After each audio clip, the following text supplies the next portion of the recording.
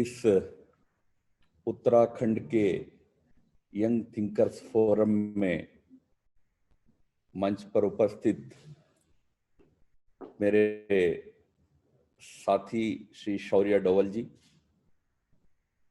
यहाँ के लोकप्रिय विधायक गणेश जोशी जी, इस विश्वविद्यालय के कर्ता धर्ता लोग और all my dear team members of Neha, the Uttarakhand young thinkers forum, और जो इस फिजिकल स्पेस के बाहर वर्चुअल स्पेस में इस यंग थिंकर्स फोरम में जुड़े सभी युवा साथियों,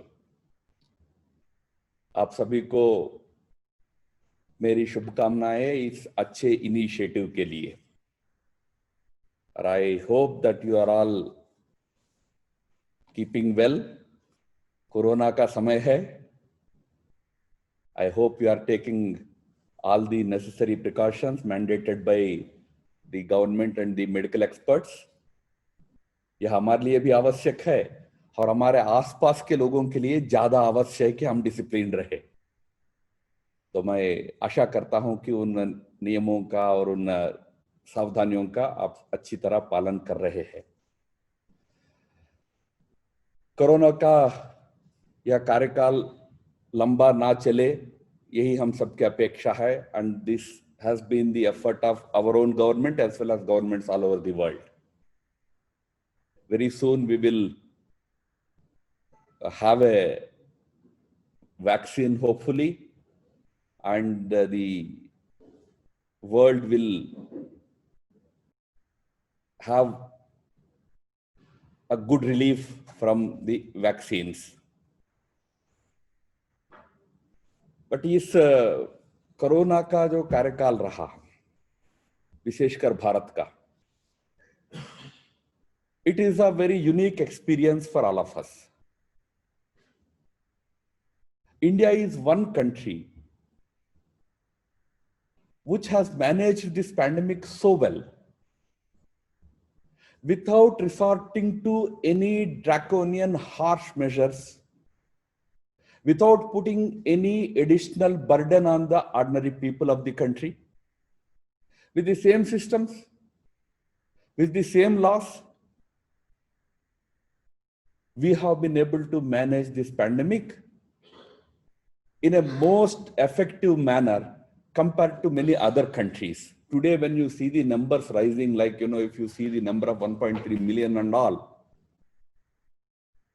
some may feel that the virus is rising in India. We must remember that India is a country of 1.3 billion people. 130 crore लोगों का देश है, और country with a very high density of population. ऐसे में भी हमने इस वायरस को बहुत अच्छी तरह कंटेन कर पाया। It is largely confined, its spread rather is largely confined to some states and some cities. Large part of the country is largely free from the spread of the disease. There will be cases everywhere, but what we generally call as the spread of the disease is not there in a large part of the country. It has become possible because of three reasons we must remember. Number one, of course, we are very fortunate to have a leadership which is a visionary leadership as well as a leadership with determination, grit and courage. We took timely decisions. We took tough decisions. We have announced lockdowns. We have shut down the entire country. But at the same time, we have a leadership which is on one hand very tough, very decisive, very strong when it comes to taking decisions, but at the same time, its heart always beats for the ordinary people of the country. That's why we have taken a number of steps to ensure that this lockdown, these measures, although they look very harsh, very strong, they do not really hurt the ordinary man on the street. And the experience in the last 3 months has been that although economic activity has suffered, although shops and business establishments have been shut down, the country as a whole has witnessed order, peace, primarily because of that reason that we have a government which cares. But that's not the only reason. There is a second reason. That second reason is the kind of contribution you have witnessed from the administration, whether it is civic administration, or it is the police, or it is the healthcare establishment, doctors, nurses, safai karmacharis. Remember, it is these people whom we used to call as corrupt and inefficient. हम प्रशासन को क्या बोलते थे कि यार भ्रष्ट है, या कहते थे कि पुलिस या तो भ्रष्ट है या निकम्मे है, इनएफिशिएंट है। पर वही लोग जब एक चैलेंज देश के सामने आया तो जो उदाहरण देश के सामने प्रस्तुत किया है उसका वर्णन करने की मुझे जरूरत नहीं है। आपने भी अपने अपने आंखों के सामने अनेक अनुभव देखे होंगे। Country, the administration rose like one man. This was the second reason. But the third and most important reason is the determination, the discipline, and the commitment that 1.3 billion Indians have shown. There will be exceptions always. हर एक चीज का कुछ exceptions होते हैं, वो exceptions को आप छोड़ दीजिए, उसकी चिंता ज्यादा नहीं करना। पर ब्रॉडली इस देश की जनता एक अनुशासन दिखाया, एक संकल्प दिखाया कि नहीं हम सब मिलकर इसको डिफीट करना है। पर साथ ही साथ मैं अभी यहाँ के हंस फाउंडेशन के गेस्ट हाउस में था अभी थोड़ी देर पहले। हंस फाउंडेशन जैसे संस्थाएं, समाज के लोग जिस प्रकार इस लॉकडाउन के समय में, इस कोरोना के समय में साथ ही समाज के मदद के लिए आगे आए, वो अपने आप में एक अद्भुत अनुभव रहा है। अगर ये नहीं होता, ये सारा बर्डन सरकार पर ही हो जाता, तो सरकार को उसको संभालने के लिए बहुत मशक्कत करनी पड़ती होती। शायद इस देश में भूखमरी हो जाती, शायद सरकार को ड्रैकोनियन लॉस लाना पड़ता, आर्मी को उतारना पड़ता। कुछ नहीं करना पड़ा। क्यों? समाज अपने आप ये सारी जिम्मेदारी को हाथ में उठाया है। These are the three very unique things that you find in India when you try to understand, analyze the last 3-4 months of this corona pandemic period. आज हम उससे बाहर आने के लिए प्रयास कर रहे हैं। हम नहीं, पूरा विश्व इससे बाहर आ जाएगा। पर इसके साथ साथ हम एक नई दुनिया में प्रवेश करेंगे। We will be entering in a new world.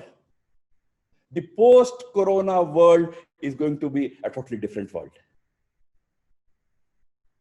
आज यहां जो युवा साथी इस फिजिकल स्पेस में और वर्चुअल स्पेस में जुड़े हैं, उनसे मैं उस नई दुनिया के संदर्भ में 2-4 बातें चर्चा करना चाहूंगा। और afterwards you have many speakers who will talk to you about how we have to work for developing our state Uttarakhand and its economic and all-round development. Before I proceed, I want to make one statement. अभी नेहा भी बोलते बोलते बोली हम हमारे भविष्य की जो जनरेशन है, फ्यूचर जनरेशन को तैयार करने में इंडिया फाउंडेशन में हम सब लोग करते हैं। जनरली युवाओं के बारे में बोलते समय ये बोला जाता है कि you are the future of the nation, है ना? Remember, youth is no longer the future of the nation, it is the present of the nation. अब आपका नंबर आ गया है। You have to think today. You are not the future, you are the present of this nation. Of course you are present means you are also the future. Today, the youth of this country, youth of Uttarakhand has to come forward and think big, think new, think innovative. That is the real mission or purpose behind all these initiatives, this Young Thinkers Forum and all. It's not just to talk about 20 years afterwards, what will happen and all that. No, from today, how do you transform yourself and the state and the nation? Friends, for the next 10 years, we are in 2020 today. Until we reach 2030, The singular mission of all the youth of this country should be that one word that Honorable Prime Minister has coined, Atmanirbharta. Self-reliance.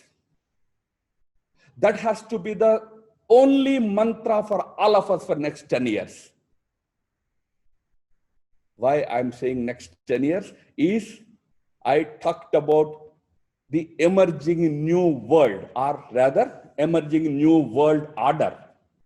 In this new world order, India is destined to play a very big role.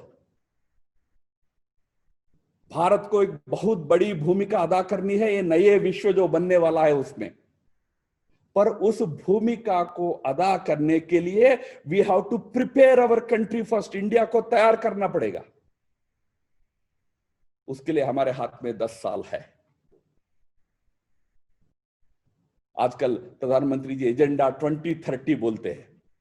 Agenda 2030 का मुख्य बात यह है कि by 2030 India should be a strong self reliant India, self reliant Bharat, ready to lead, ready to guide the world. Of course, together with many countries. I'm not saying we will become the only country in the world to lead it. There will be others. But whether in the list of those others, will India also be there or not, will be decided in the next 10 years. तो इस आत्मनिर्भर भारत की दिशा में जाने के लिए उत्तराखंड के युवा, देहरादून के युवा, पूरे भारत के युवा को आज एक संकल्प लेना पड़ेगा. आत्मनिर्भरता क्या होती है? 2 बात मैं बताता हूं. It has 2 components. नंबर 1, आत्मसम्मान. Without self dignity and self respect, no country can become self reliant. Because last 70 years of our experience itself shows that we have become so much other reliant, export dependent. Export, when I say, not just about products, even ideas, even our thinking is an imported thinking. You know, I tell you, when India became independent, independent means हम अंग्रेजों के शासन से बाहर आ गए. तो नेहरू जी प्रधानमंत्री बने. नेहरू जी बड़े प्रोग्रेसिव विचार के थे. Gandhi ji was the tallest leader of the independence movement. Gandhi ji से किसी ने पूछा कि what is your vision of free India, तो गांधी जी ने फटाक से बोला रामराज्य. रामराज्य का गांधी जी का मतलब कोई फंडामेंटलिस्ट या थियोक्रेटिक स्टेट नहीं था. रामराज्य की एक कल्पना उनके दिमाग में थी कि India has to rise as a nation on its own wisdom, on the foundations of its own wisdom. It's a country, ये कोई पुशओवर नहीं है. इंडिया 5000 से ज्यादा अधिक वर्षों के इतिहास है. आज जो बड़े बड़े आइडियाज दिखते हैं ना, लोकतंत्र वगैरह वगैरह, इनका इतिहास 200 साल का है. इस देश का, इस दुनिया का सबसे बड़ा जो देश, बहुत सम्मानजनक बड़ा देश माना जाने वाला अमेरिका का इतिहास 400-450 साल का है. और उसमें भी उनका लोकतंत्र का इतिहास 200-250 साल का है. Whereas this country has a history of its wisdom, its knowledge of at least 5000 years. Mahabharat, Ramayan काल से एक ऐसा विजडम, मैं उसके एपिक पार्ट में नहीं जा रहा हूं, उसके विजडम पार्ट में जा रहा हूं. आपके पास वो नॉलेज सिस्टम है, वेदास से लेकर बहुत बड़े बड़े आइडियाज की भूमि रही है, धरती रही है. पर आजाद बनते ही हमने क्या आइडिया लिया? सोशलिज्म. आई एम श्योर यहां जितने लोग बैठे हैं, 70 इयर्स बाद आज भी हमको socialism in the Indian context क्या होता है हमको समझ में नहीं आएगा. It was one idea which had its roots in Europe. In the European civilizational reality, it took birth there. पर आपको लगा कि वहां पैदा हुआ तो वहां से हमको ले लेना चाहिए. आइडियाज से लेकर सब कुछ हम बाहर से लेने के आदती हो गए. यहाँ आपके पास में मुसौरी में वो लाल बहादुर शास्त्री एकेडमी है, जहां IAS ऑफिसर्स का, जो नए ऑफिसर्स होते हैं उनका ट्रेनिंग होता है. 1953 की घटना है. नेहरू जी वहां भाषण देने गए। तो in those days it was a fad, it was a fashion to talk about socialism. तो नेहरू जी ने 1 घंटा सोशलिस्ट पैटर्न ऑफ सोसाइटी पर भाषण दिया। We have to build socialist pattern of society in India. तो सारा होने के बाद वहां एक यंग ऑफिसर था, उसने पूछा, sir it's all very good, but what do you mean by socialist pattern of society in the Indian context? आप तो यूरोप का बहुत उदाहरण दिया है, यूरोप में सोशलिज्म क्या था, कैसे पैदा हुआ, मार्क्स ने क्या कहा, एंजल्स ने क्या कहा, सब आपने कहा, पर इंडिया में क्या करना है इसको?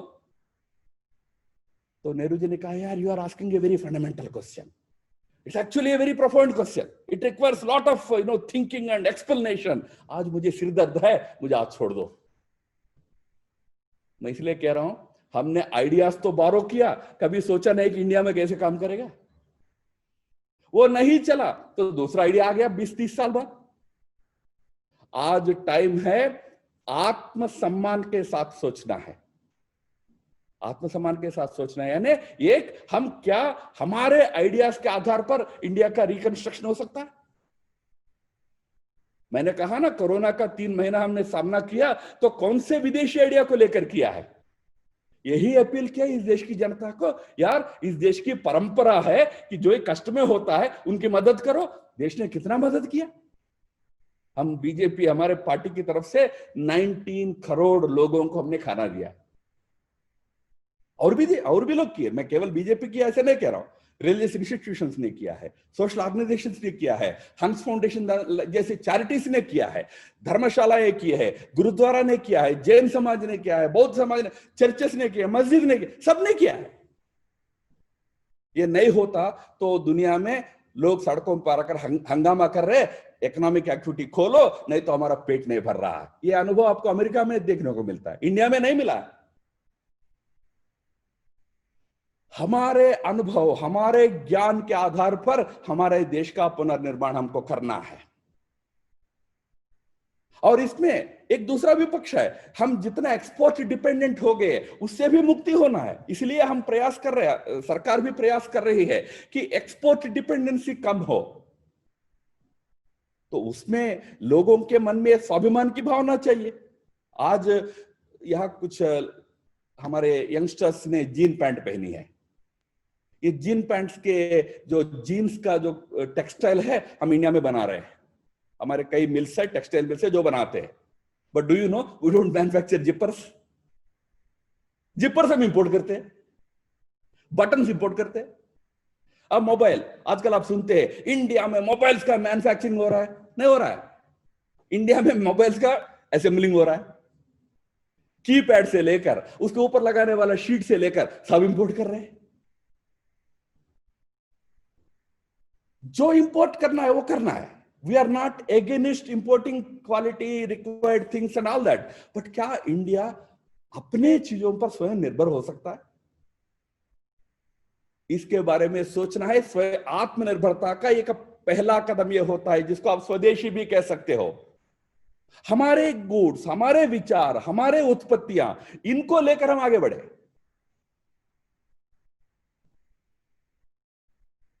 दूसरा होता है आत्मसम्मान के बाद की बात, आत्मविश्वास की। You have to have that confidence. Confidence इसलिए चाहिए, क्यों हम दूसरे देशों की तरफ देखते हैं, हमको लगता है कि हम नहीं कर पाएंगे। India needs self confident people, of course, youth of course, but I would say self-confident leadership.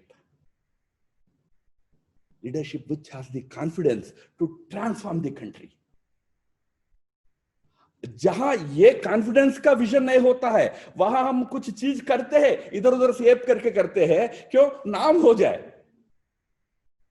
But हमने कॉन्फिडेंस के साथ सोचा नहीं। मान लीजिए अभी हम चर्चा कर रहे हैं, कोई स्किल डेवलपमेंट करना है, एक सब जगह स्किल डेवलपमेंट होता है, बट अगर उत्तराखंड में स्किल डेवलपमेंट करना है तो a confident leadership should think that Uttarakhand skill development should be for the sake of Uttarakhand development. तब तो आपका प्रायोरिटीज अलग होंगे। यहां के नीड्स क्या है, यहाँ के कैपेसिटी स्ट्रेंथ्स क्या है, इसके आधार पर यहाँ का स्किल डेवलपमेंट की योजना होनी होता है। इसलिए एक self confident leadership and self confident समाज चाहिए, तब आपका पूरा दृष्टि बदलता है। जहां सेल्फ डिग्निटी है और सेल्फ कॉन्फिडेंस है, वहां सेल्फ रिलायंस का एक नया आविष्कार होता है। मित्रों, remember these are two very important things. I will just give you the example of 3 countries. मैं 3 कंट्रीज इसलिए चुनता हूं, एक जापान, दूसरा चाइना, तीसरा इजराइल। इसलिए मैं चुन रहा हूं क्योंकि ये तीनों देश भी लगभग हमारे साथ ही अपने नया जीवन शुरू किया है। जापान में 1945 में न्यूक्लियर बम गिराया गया, उनकी इकोनॉमी ध्वस्त हो गई। एक प्रकार से फीनिक्स की पक्षी होती है जो एशेस से निकलती है, ऐसा एशेस से निकली जापान 1945 में। आज दुनिया का 3rd लार्जेस्ट इकोनॉमी है। चाइना 1949 में माओ के रेवोल्यूशन के बाद एक कम्युनिस्ट रेवोल्यूशन के रूप में अपना जीवन शुरू किया, नया जीवन शुरू किया। आज दुनिया का 2nd लार्जेस्ट इकोनॉमी है। और इजराइल, हम 1947 अगस्त में आजाद हुए, इजराइल 1948 मई में आजाद हुआ, हमारे साथ ही आजाद हुआ। आज दुनिया के टॉप 20 इकोनॉमीज में एक है। वो भले ही पहले 4-5 में इसलिए नहीं है क्योंकि उस देश का साइज ही, उस देश का पॉपुलेशन ही 8 बिलियन है। आपके राज्य का पॉपुलेशन इजराइल देश के पॉपुलेशन से ज्यादा है। आप 1 करोड़ से ऊपर आबादी है आपकी, फिर भी दुनिया में इतने आगे गए। कैसे गए? कुछ इसमें ये जो आत्मसम्मान और आत्मविश्वास के कुछ अंश लेकर आगे बढ़े बस। जापान, 2nd वर्ल्ड वॉर में अमेरिका ने जापान को ध्वस्त किया, तो जापान का सबसे बड़ा शत्रु कौन होना था? अमेरिका होना था। But do you know what Japan did? First thing it did was join NATO. जो अमेरिका का मिलिट्री अलायंस था उसमें खुद ज्वाइन हो गया। तो लोगों ने पूछा, यार ये क्या कर रहे हो, तुम्हारे ऊपर जिसने अणु बम डाला उसके साथ जाके बैठे। तो जापानीज लीडरशिप ने कहा, देखो भाई, अब हम छोटे देश है, हमको अपने आप को रिबिल्ड करना है, इस समय युद्ध में पड़ना नहीं, इसलिए हमारे सुरक्षा की जिम्मेदारी अमेरिका के हाथ में डाल दो। जो हमको नष्ट किया वो हमको बचा भी सकता है, उनको हमारी रक्षा की जिम्मेदारी। तो जापान को 1 पैसा डिफेंस पर खर्च नहीं करना पड़ा।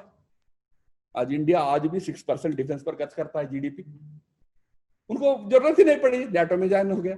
फिर अपने यूथ्स को पहले 20 साल अमेरिका भेजा तो वहां रिसर्च करने के लिए, यूनिवर्सिटीज में जाने के लिए, और जाकर वहां जो नए नए आविष्कार हो रहे। अमेरिका ऑटोमोबाइल्स में आगे था, अमेरिका उसी समय इलेक्ट्रॉनिक्स का क्षेत्र, कंप्यूटर्स का क्षेत्र आगे बढ़ रहा था। उन सारे क्षेत्रों में अमेरिका से अब सीख कर आओ, भेजा था। These youngsters went, studied in those universities, learned the new things from there. उन दिनों में कहते थे, जापानी युवक पीएचडी अमेरिका में करता था तो एक थीसिस इंग्लिश में उस यूनिवर्सिटी में देता था, एक जापानीज में लिख के अपने देश में भेजता था, टोक्यो यूनिवर्सिटी में। In 20 years, Japanese have, you call it copied or you call it borrowed, all the technology from America, brought it to Japan. Then they started rebuilding Japan. 90s आते आते, एक ही उदाहरण बताता हूं, आप समझ लेंगे, you are all bright youngsters. 90s में रोनाल्ड रीगन, अमेरिका के प्रधानमंत्री, उनका आखिरी वर्ष था, 91 में बुश आ गया, वो जापान गए एक एग्रीमेंट करने। एग्रीमेंट क्या था? टोयोटा के कार्स इतनी संख्या से ज्यादा अमेरिका में एक्सपोर्ट मत करो। जिस ऑटोमोबाइल क्षेत्र का लीडर माना जाता था अमेरिका, 20 साल में उसको टॉपल करके जापान लीडर बन गया। और अमेरिका को कहना पड़ा, यार मेरा फोर्ड के कार बिक नहीं रहा है अमेरिका में भी सब लोग टोयोटा खरीद रहे हैं, थोड़ा तुम एक्सपोर्ट बंद करो। ये होता है self dignity and self confidence का एक परिणाम। उन दिनों में जापान में सारे मैनुअल्स जापानीज भाषा में छपते थे। तो अमेरिकन ने पूछा, यार इंग्लिश में क्यों नहीं छापते हो? तो जापानीज का उत्तर था, when you had the technology, we came to your country, learned English, learned the technology. Today we have the technology, come to our country, learn Japanese and take it. ये होता है सेल्फ डिग्निटी। दूसरा, मैं चीन की बात कह रहा था। चीन प्रारंभ में हमारे जैसा ही एक ऐसे रास्ते में गया, हमको दुनिया से कोई सीखना ही नहीं है। हम उल्टा कर रहे थे, हमको हमसे कुछ सीखना नहीं है, सब कुछ दुनिया से ही सीखना है। चीन ने सोचा, माओ ने सोचा, हमको दुनिया से कुछ नहीं सीखना है, हम खुद करना है सब कुछ। और उसके बाद डेंग का जब लीडरशिप आया 70s में, डेंग इंट्रोड्यूस्ड 4 मॉडर्नाइजेशंस। उसके बाद चीन एक नई दिशा में आगे बढ़ गई। और 40 साल में, मैं आपको एक बात बताऊं, 1980 डेंग का 1979 में उनका नेतृत्व शुरू हुआ चीन में। 1980 में चीन और भारत का जीडीपी समान था।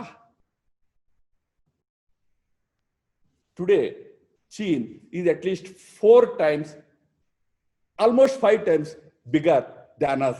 चीन का जीडीपी आज 14 ट्रिलियन डॉलर है, हमारा करीब 3 ट्रिलियन डॉलर है, ऑलमोस्ट 5 times बिगर। कैसे हो गया? 3 बातें उस समय कहते हैं। एक, डेंग का काल था, चीन्स ओनली मंत्रा शुड बी जीडीपीइज्म। आपने कभी सुनी नहीं होगी ये शब्द, जीडीपीइज्म क्या होता है। डेंग ने कहा कि भाई next 20 years think only about economic development. Today in India, when we talk about Atmanirbhar Bharat, we all have to understand that next 10 years only think about India's economy. How do I strengthen it? How do we make it stronger? How do we make our GDP grow? Next 10 years GDPism. Second principle उन्होंने लिया, openness. Let good things come from outside. हम close करके नहीं बैठे, हम स्वदेशी वाले हैं, पर उसका अर्थ ये नहीं है कि हमारे विकास में, हमारे जीडीपीइज्म में कोई बाहर का मदद होता है तो हम नहीं लेंगे, ऐसा नहीं है। ओपननेस चाहिए, गेट थिंग्स फ्रॉम आउटसाइड। उन दिनों में चीन में एयरपोर्ट्स, बड़े बड़े फैक्ट्रीज अमेरिकन और यूरोपियंस आके बनाने लगे 80s में। तो चीन कम्युनिस्ट कंट्री था, तो कम्युनिस्ट पार्टी वालों ने हल्ला किया। They started questioning Deng, what are you doing? We are a communist country. How can you allow these capitalists to come and take over our industry and build the infrastructure here? Deng का एक famous statement था, as long as the cat is catching the mice, I don't care about the color of the cat. मतलब जब तक बिल्ली चूहा को पकड़ रहा है, तब तक उसका रंग क्या है उससे मुझे क्या लेना देना है। जब तक ये विदेशी निवेश मेरे चीन के डेवलपमेंट में सहयोग दे रहा है, I don't care whether it is coming from America और Australia. This was the kind of pragmatism. And he used to say jocularly, जब चाहे तब मैं भगा दूंगा इन लोगों को। They will run away, but they can not take away the airport with them, they can not take away the factory with them. Factory is mine, airport is mine. This is what is self confidence. और तीसरा, वो एक बहुत अच्छी बात कहते थे, जो हमारे नेताओं को विशेषकर और हमारे ब्यूरोक्रेसी को समझना चाहिए। वो कहते थे कि जस्ट डू इट। आज जस्ट डू इट मैं कहता हूं तो आपको एक ब्रांड का एड याद आता है। कौन सा ब्रांड है? नाइकी ना। Originally it used to be डेंग्स slogan, just do it. Just do it का अर्थ यह था, डेंग कहते थे कि आई डोंट डिस्कस यार, I don't debate, I don't believe in debates, I just believe in doing it. Do it, experiment it, fail, but you will succeed subsequently. Do it first. अभी मैं पूछ रहा था, अभी मैं सुन रहा था, माता जी कह रही थी, एक एक चीज के लिए हमारे यहाँ 5-5 साल लग जाता है। फाइल इधर से जाएगा, एक कोई लगेगा, फिर आएगा, फिर नीचे जाएगा, फिर ऊपर जाएगा, फिर करोगे ही नहीं, डिसीजन होगा ही नहीं। Just do it. आज हमारे सिस्टम में ये विजिगिशु चाहिए, ये डायनेमिज्म चाहिए कि we have to do it. And finally I talk 1 minute about Israel. It has its own politics, it's a different issue. I am only talking about the story of their development. It also had lots of issues to talk about, but I will only focus on one issue. What the Israelis decided was that Israel has to build a different kind of economy, not the kind of economy that you hear from Europe and America. Socialist होना है, capitalist होना है, इस बहस में पढ़ना नहीं। Israel's economy should be economy based on innovation. Innovation वो होता है जो नया होता है, नए सोच के साथ। सेम प्रॉब्लम के लिए क्या, can I get a new solution? Can I find a new way of doing it? This is called innovation. आजकल इनोवेशन के कई तरीके होते हैं ना। आजकल हम छोटा कोई चीज बना देंगे और कहेंगे इट्स एन इनोवेटिव आइडिया। चलिए, सब कुछ इनोवेशन है। मैं कल एक प्रेजेंटेशन इनोवेशन का सुन रहा था कुछ दिन पहले। वो इनोवेशन क्या था, जंगल से पेड़ के पत्ते निकाले, उसको स्टिच किए, स्टिच करके एक मशीन बनाए, उस मशीन से उसको प्रेस करके प्लेट बना रहे। I don't deny it's not, I am not saying it's not an innovation, but उतना छोटा नहीं सोचना चाहिए। आज दुनिया कहां सोच रही इनोवेशन में, आज रोबोटिक्स में, आर्टिफिशियल इंटेलिजेंस में दुनिया कहां पहुंच गई है। आज यहां इस यूनिवर्सिटी में लाइब्रेरी में एक स्टूडेंट अपने कंप्यूटर में टाइप करेगा, in I want to read Karl Marx his biography, the robo automatically will go locate the book in the shelf, pick it up, bring it and give it to you. This is the extent of robotics progress today. It will locate the book. Earlier it will only bring it when you guide it to go there. Today no, it will go and locate it. तो innovation वो होता है। और इस field में आज Israeli world leaders है। आज कोई इनोवेटिव चीज इंडिया को चाहिए कहा जाता है मालूम, पहले इजराइल जाते हैं, हमारे पुलिस वाले इजराइल जाते हैं, आर्मी वाले इजराइल जाते हैं इनोवेटिव चीजों के लिए, सर्वेलेंस के लिए, बाकी चीजों के लिए।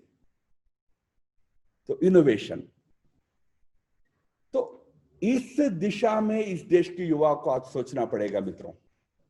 हमें सेल्फ डिग्निटी, सेल्फ ऑनर और सेल्फ कॉन्फिडेंस के साथ नए सोच रख के आगे बढ़ना होगा, तभी हम एक आत्मनिर्भर भारत को बना पाएंगे। वैसे सेल्फ रिलायंस केवल 2-4 इंडस्ट्रीज खड़ा करने से नहीं होता है। सेल्फ रिलायंस के मूल में ये जो चीजें है, एक इनोवेशन की एटीट्यूड चाहिए। आज मुझे कहते हुए थोड़ा दुख भी लगता है कि इंडिया में इतना अच्छा आईटी का क्षेत्र होते हुए भी, इतने आईटी इंस्टीट्यूशन, शायद इस इंस्टीट्यूशन में भी आईटी का एक डिपार्टमेंट होगा, आईटी होते हुए भी आर्टिफिशियल इंटेलिजेंस का एक भी सही ढंग का लैब इंडिया में नहीं है। Whereas you go to any artificial intelligence laboratory anywhere in the world, those engineers will be Indians only. But we don't have it here. क्यों? हम इनोवेशन को भी छोटा मोटा सोचते हैं, जुगाड़ को ही इनोवेशन मानते हैं हम। आप जुगाड़ कर लोगे, कहोगे कि देखो how innovative this fellow is. जुगाड़ भी करे, वो भी जरूरत है। But innovation is a big thing. Innovation is something that impacts entire Uttarakhand. You create something that will impact entire Uttarakhand. तो उस लेवल पे आज सोचना है। तो आज जो युवा साथी जुड़े हैं, मैं आपसे यही अपील करना चाहूंगा, प्रधानमंत्री जी का इस आत्मनिर्भर भारत वाला जो संदेश है, इसको सही ढंग से समझिए। एक आत्म सम्मान के और आत्मविश्वास के साथ हमको आगे बढ़ना है और नए विचार लेकर चलना है। ओपननेस चाहिए, इकोनॉमी पर फोकस चाहिए। उत्तराखंड का इकोनॉमी, अरे देवभूमि है। वैसे तो पूरा हिंदुस्तान देवभूमि है, केवल उत्तराखंड मात्र नहीं है, क्योंकि भगवान की भूमि पूरा हिंदुस्तान है, पर देव सबसे अधिक रहते हैं उत्तराखंड में, तो इसलिए देवभूमि। हमारे केरला वाले भी अपने आप को गॉड्स ओन कंट्री बोलते हैं, वो स्टेट भी नहीं बोलते, कंट्री ही बोलते, गॉड्स ओन कंट्री। तो हमारे देश में सब दूर भगवान का साथ जुड़ने की एक आनंद है, पर इस देवभूमि को भी एक स्वर्ग भूमि बनाना पड़ेगा। This has to be transformed into a developed Uttarakhand,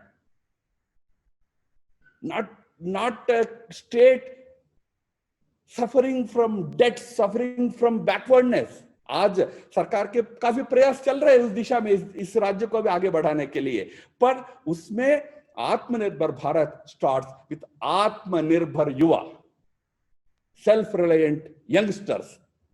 तो आप सब लोग उस दिशा में अपना विचार शुरू करें, यही प्रार्थना आपसे करना है। And I am very pleased and honoured to be here today to talk to all of you, and I wish you all very well. I wish a lot of good luck for the state of Uttarakhand and all of you. Thank you and namaskar.